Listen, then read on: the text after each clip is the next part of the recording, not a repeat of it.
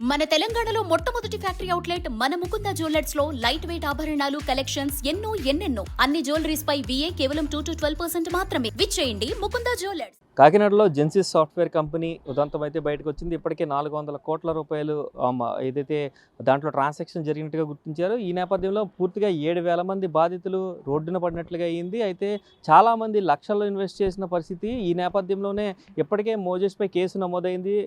అయితే ప్రస్తుతం మనతోటి ఏదైతే కటౌట్ సీన్ ఉన్నారో నిన్న అక్కడికి ఈయన ఎందుకు వెళ్లాల్సి వచ్చింది, అసలు ఎమ్మెల్యే ఇన్వాల్వ్మెంట్ దీంట్లో ఉందా, లేదంటే అసలు దేనికోసం అయితే అక్కడికి వెళ్ళారు, ఆ బాధితులతోటి ఈయన ర్యాష్గా బిహేవ్ చేశారైతే కొంత సోషల్ మీడియాలో అయితే ప్రచారం జరుగుతుంది. ఒకసారి కటౌట్ సీన్ మనతో ఉన్నారు, మాట్లాడే ప్రయత్నం అయితే చేద్దాం.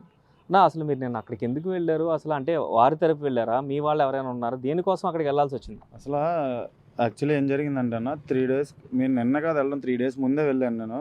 తింది యానం, ఈ అబ్బాయిది యానం, మా రిలేటివ్స్ అది అంటే తెలుసు బాగా మనోడికి.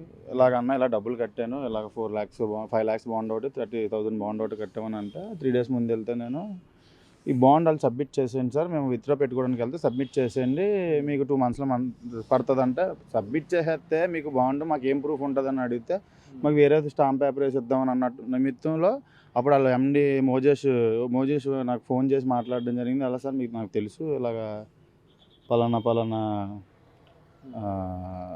విత్డ్రా అయిపోతుంది 2 monthsలో అయిపోతుంది సార్, మీరు ట్రస్ట్ పెట్టుకోవాలి మీరు అని అంటే సరే అని చెప్పేసి మేము ఓకే అనుకొని వచ్చేసాం. ఎందుకంటే తనకి ఆల్రెడీ 4 lakhsకి 3 lakhs దాకా 1 yearకి పడింది. సరే ఆ ట్రస్ట్తో సరేలే వెళ్దాం ఇంకా ఏదో చేద్దాం అని చెప్పేసి వచ్చేసాం. నిన్న ఏమైతే జరిగిందంటే ఆలీల ద్వారా మనకు తెలిసింది ఏంటంటే ఆ కంపెనీ ఎత్తేస్తున్నారు ఇలా అనేటప్పటికి మేము అక్కడికి వెళ్ళాం. నేను ఇంకో మన ఈ అబ్బాయిలు మా వీధిలో ఉన్న వాళ్ళు కూడా కట్టారు. అందుకే ఇది వెలుగులోకి వచ్చిన తర్వాత తెలిసిన వాళ్ళు కట్టారని అన్న మేము కట్టాం అంటే పదండ్రు అని చెప్పి వెళ్ళాం.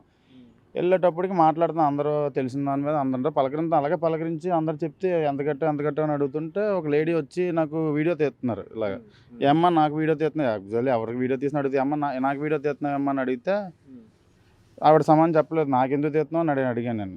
అడిగితే తీస్తే ఏంటి అంటే తీక అలాగా నువ్వు నాకు నీకు రైట్స్ ఎవడు ఇచ్చాను నువ్వు నా వీడియో తీయడానికి, తీయకూడదు కదా నువ్వు అలాగని చెప్తే తీయనని చెప్పి ఆవిడ సీరియస్గా వెళ్ళిపోతే ఇలా వెనక్కి తిరిగి గుర్తుపెట్టుకో నా పేరు ఫాతిమా, అక్కడ అందరూ ఉన్నారు, జనాలు అందరూ ఉన్నారు, బాధితులు ఉన్నారు, వాళ్ళతో పాటు నేను ఉన్నాను, గుర్తుపెట్టుకో నా ఫాతిమా నా పేరు అని వెళ్ళి ఈవినింగ్ అయ్యేటప్పటికి ఈవిడ దుష్ప్రచారం కింద మరి ఆవిడ ఎవరైనా చేయంటున్నారో తెలియదు, ఆవిడతోటి ఎందుకు తెలుస్తుంది ఉత్తినే ఇలా వచ్చి బెదిరించి ఆవిడతో నేను ఒక్క కాన్వర్జేషన్ తప్ప నా వీడియో ఎందుకు తెస్తున్నాను ఆవిడతో నేను మాట్లాడలేదు.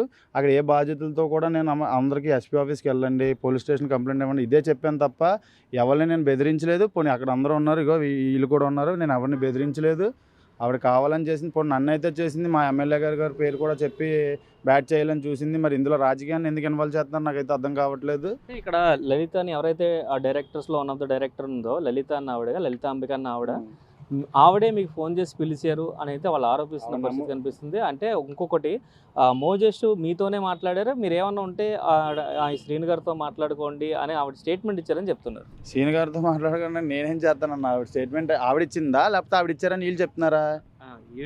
వీళ్ళు చెప్తున్నారంటే ఈవిడ అదే చెప్పాను కదా, ఈవిడ ఏదో మరి కక్షపోతంగా ఈవిడ చెప్పింది తప్ప ఆవిడ ఫోన్ చేస్తే నేను వెళ్ళానంటే నేను ఎవరినైనా బెదిరించానా? అక్కడ అందరం మిగతా వాళ్ళు జనాలు కూడా అడగండి, ఈవిడికి నాకు కాన్వర్జేషన్ అవి మీ ఇళ్ళకి వెళ్ళాల్సి వస్తుంది, వీడియోలకి వేస్తే కనుక మీ ఇంటి దాకా రావాల్సి వస్తుంది మాకు తెలుసు. ఇప్పుడు నేను ఏదైనా అన్నట్టు ఏమైనా వీడియో కానీ ప్రూఫ్ ఉందా? ఆవిడ తీసిన వీడియో ఈరోజు అందరు ప్రస్తుతంలోని నా ఫోటో ఇది హైలైట్ చేస్తున్నారు. ఇప్పుడు నాకు ఇంట్లో ఫ్యామిలీ ఉంటుంది, అందరూ ఉంటారు, అందరూ బాధపడతారు కదా, నా వెల్ విషెస్ అందరూ ఫోన్ చేసి ఏంటిది ఎందుకు నీదే వేస్తున్నారు, నీకు సంబంధం ఏంటి అని అంటున్నారు. అలా అలాంటివి వస్తేనే నేను వీడియో తీయొద్దని ఆవిడతో కాన్వర్జేషన్ పెట్టుకున్నాను. ఆవిడ ప్రత్యేకించి అలా చెప్పి ఎమ్మెల్యే గారిని ఇన్వాల్వ్ చేయడానికి ఆయన ఎప్పుడు ఇటువంటి ఎంకరేజ్ చేయడు, బాధ్యతల తరపునే ఉంటారు ఆయన. మేము జనాల్లో తిరిగిన వాళ్ళం, జనాల కోసం ఇచ్చేస్తాం కానీ అతను ఎవరి కోసం మేము ఎందుకు ఇచ్చేస్తాం? ఆవిడ నాకు ఫోన్ చేసింది అన్నారు కదా, ఆవిడ ఫోన్ స్టేషన్లో ఉంది కదా, ఆవిడ ఫోన్ చెక్ చేయండి, నా ఫోన్ నెంబర్ కానీ నేను కానీ ఉన్నదంటే మీరు ఏం చెప్పినా నేను రెడీ, ఆవిడ నాకు సంబంధం లేదు. ఇదిగోండి ఈ కుర్రోడు. ఈ విషయాన్ని మీరు ఎమ్మెల్యే దగ్గర తీసుకెళ్లారా? అసలు ఎమ్మెల్యే గారు నాతో మాట్లాడడం జరిగింది, ఎమ్మెల్యే గారికి చెప్పాము, వివరించి ఇలా బాండ్లు మన వాళ్ళు మన స్ట్రీట్లో వాళ్ళు మన తెలిసిన వాళ్ళు ఉన్నాయని దాని నిమిత్తం వెళ్ళామంటే బాండ్లు ఉన్నాయి అన్నారు ఎమ్మెల్యే వాళ్ళు, మన అందరికీ న్యాయం చేద్దామని అన్నారు ఆయన. ఇదే జరిగింది ఎమ్మెల్యే గారికి. ఇంకోటి ఏంటంటే ఎక్కడే వీళ్ళందరూ ఉన్నారు, వీళ్ళందరూ అదే బాధితుల్లో ఉన్నారు, వీళ్ళని కూడా ఒకసారి మీరు అడగండి, అక్కడ నేను ఎవరినైనా ఏమైనా అన్నానా, ఏమైనా ఇది చేశానా అని అడగండి. ఇంకోటి 3 days ముందు నేను వాళ్ళ ఆఫీస్కి వెళ్ళాను, ఈ బాండ్ పట్టుకొని వెళ్ళాను. వాళ్ళతో చిన్న డిస్కషన్, అది కూడా ఆఫీస్లో సీసీ కెమెరాలో రికార్డ్ అవుతుంది కదా, నేను వెళ్ళింది వాళ్ళతో మాట్లాడింది, అది కూడా ఓపెన్ అంతేగాని తెలియకుండా ఏదో మాకు పేరు ఉందనో లేకపోతే జనాల్లో ఉంటామని మా పేరు అలా చెప్పేస్తే అది నమ్మేసి ఛానల్స్లో కూడా అలా వేయడం కరెక్ట్ కాదు.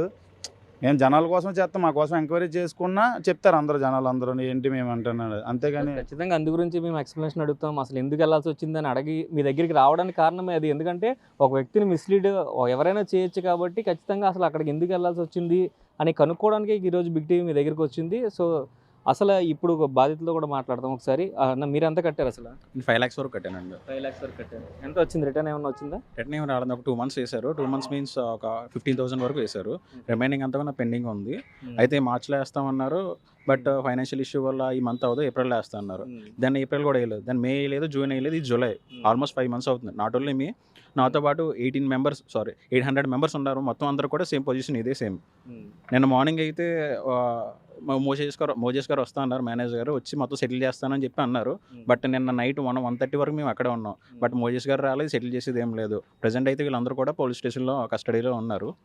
సో చూడాలి మరి రేపు. మీరు శ్రీని గారి దగ్గరికి వెళ్ళారా? కట్అవుట్ శ్రీని గారి దగ్గరికి వెళ్ళి చెప్పారు అసలు అన్న సిచ్యువేషన్ మొత్తం అంతా కూడా చెప్పాం అక్కడ. ఎందుకంటే అక్కడ పట్టించుకోవడానికి ఎవరు లేరు, వాళ్ళు ఇష్టం వచ్చినట్టు వాళ్ళ రాజ్యాంగంలో ఉంది. అక్కడ లలిత గారు అయితే అసలు కనీసం రెస్పాన్స్ కూడా అవ్వట్లేదు.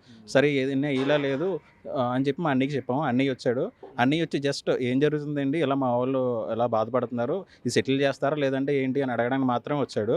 దీన్ని ఫాతిమా అనే ఆవిడకి ఏమర్థమైందో కూడా తెలియదు, జస్ట్ మా సపోర్ట్ గురించి వచ్చింది. బట్ ఆవిడేమో ఈ లలిత గారే పంపించారు, ఆయన పెద్ద రౌడీ షీటర్ అన్నట్టుగా పొలైట్ చేసి మొత్తం ఫాతిమానే ఇది క్రియేట్ చేసింది అనమాట.